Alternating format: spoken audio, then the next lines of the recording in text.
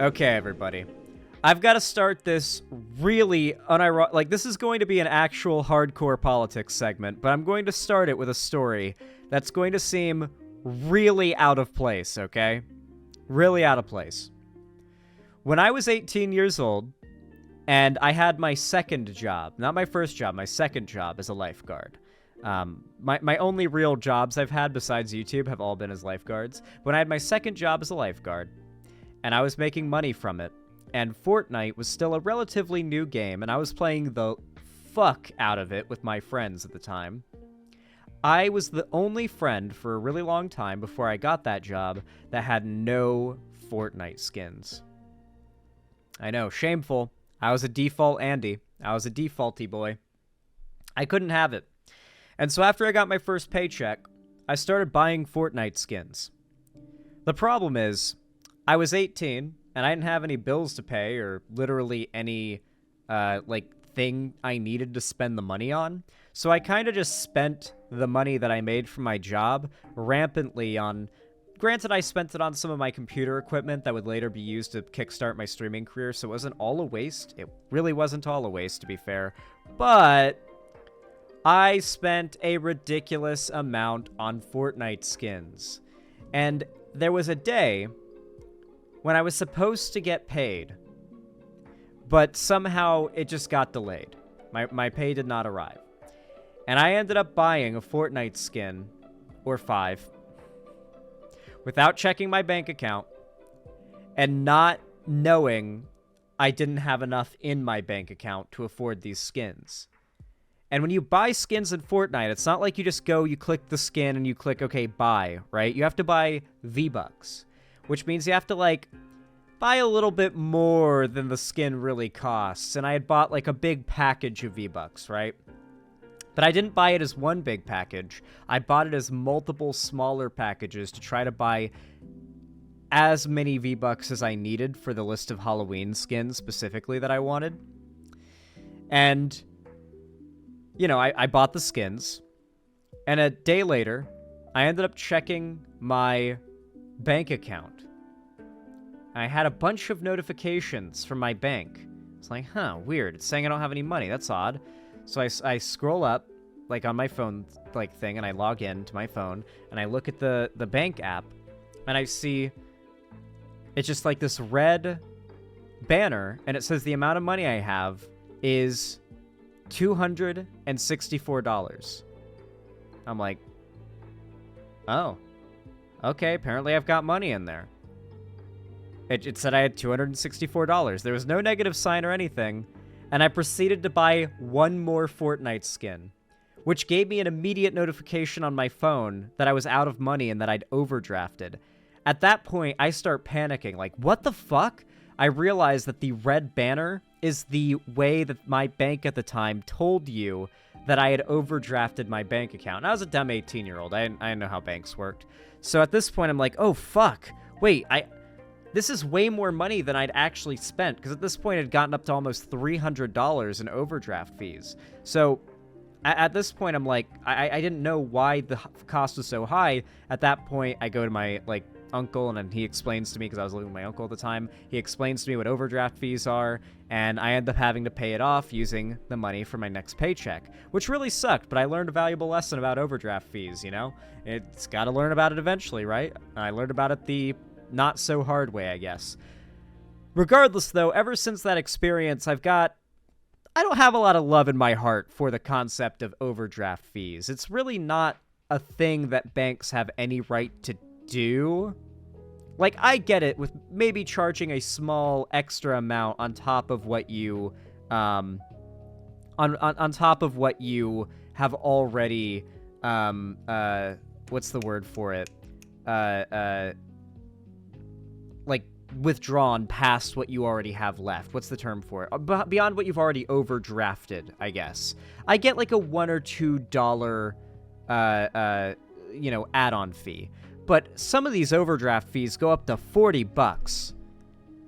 In chat, if you're comfortable sharing, if you've ever received an overdraft fee from your bank, how high was said overdraft fee?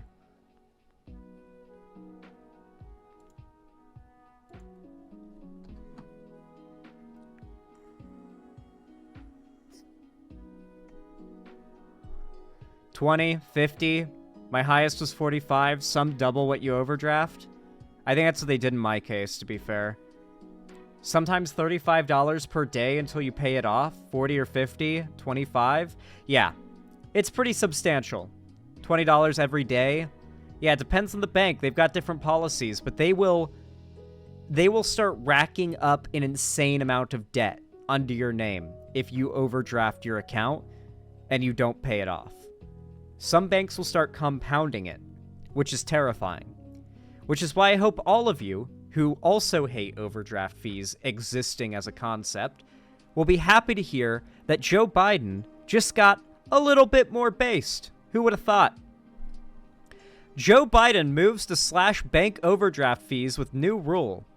Banks call it a service, the president said. Quote, I call it exploitation.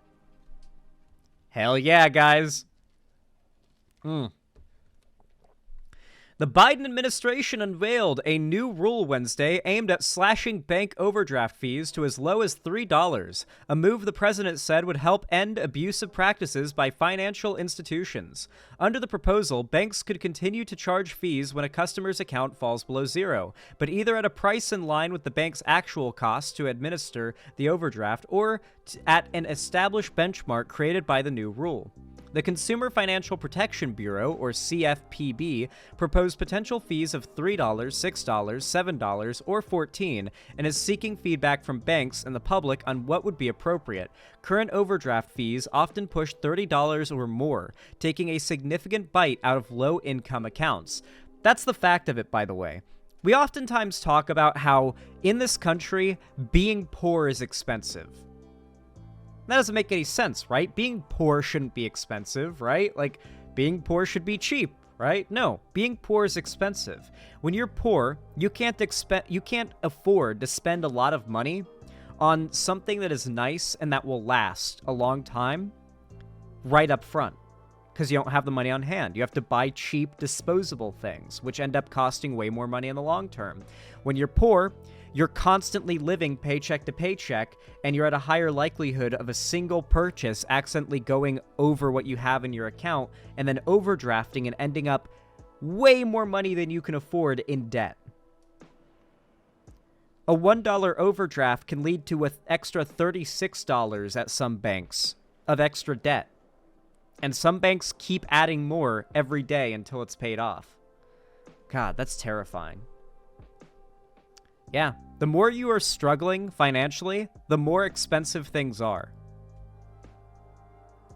They're literally charging you for not having money. Yeah, and there's a lot of things that are also really fucked up that are practices I feel are made to target lower income people that are inevitably going to fuck them over financially, such as payment plans. I do not recommend payment plans for anything, for furniture, for like computer hardware, for like a console, for anything where it's like you can either get this for this much up front or this many payments of however much over the course of a year or 2 years, right? That really feels like a scam. I've met a lot of people that I trust a lot that have told me never go with that. And it always seems more appealing, right? Like, oh, I could get this like top tier graphics card and just pay like $30 a month for the next 4 years to pay it off. That sounds pretty plausible. It's a big fucking scam, from what I have heard. It costs way more in the long run. Yeah, from what I heard, it does. You end up paying more in overall, and you're having to account for constant payments. But if you're wealthy enough to afford to just drop the payment right away, you just drop the payment right away. You've got it, and you can account for that lost money in your budget. That's something that, you know, lower income people don't have the you know, sort of luxury to do. Rohit Chopra, the CFPB's director, said in a statement that banks had turned overdraft fees into a cash cow that they were never intended to be, especially with the rising popularity of debit cards over the years. Quote, decades ago, overdraft loans got special treatment to make it easier for banks to cover paper checks that were often sent through the mail, Chopra said. Today, we are proposing rules to close a long-standing loophole that allowed many large banks to transform overdraft into a massive junk fee harvesting machine. Yes, because you guys know how you handle overdraft fees, right? You pay them off. If you don't pay them off, your credit score is fucked. And we've talked about this before. If you have a bad credit score, that can affect your employment. It can affect your housing. It can affect probably a million other things I can't even think of right now, honestly.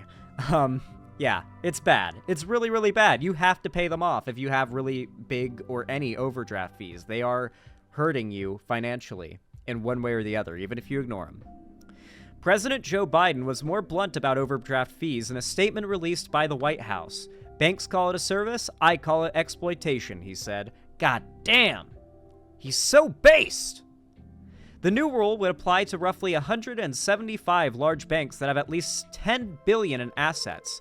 The CFPB said these banks, quote, typically charge an overdraft fee of $35, even though most of the debit card transactions involved are for $26 or less and are quickly repaired. The agency estimates the rule would save consumers a total of $3.5 billion or more per year, or an average of $150 to households that get hit with overdraft fees. Damn.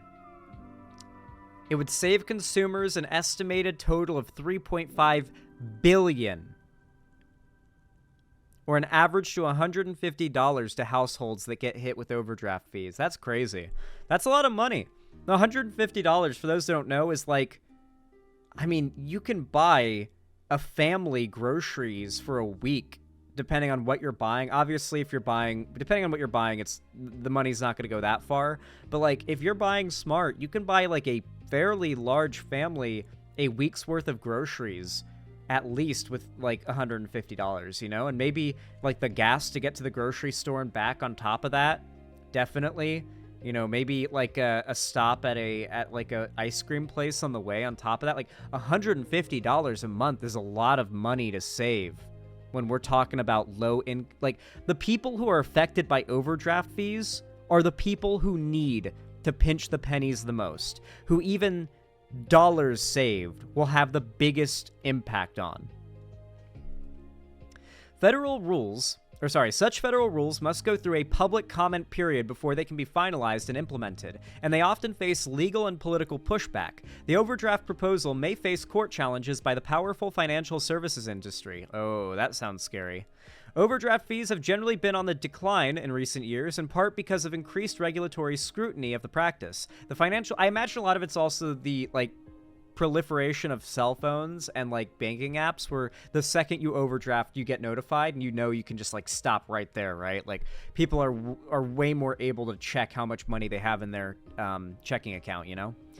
The Financial Health Network released research in June showing that overdraft revenue for banks dropped 6% in 2022 versus the previous year, though the percentage of households paying the fees remained steady. Interesting. According to the group's survey, half the customers who paid the fees said their overdraft was unintentional.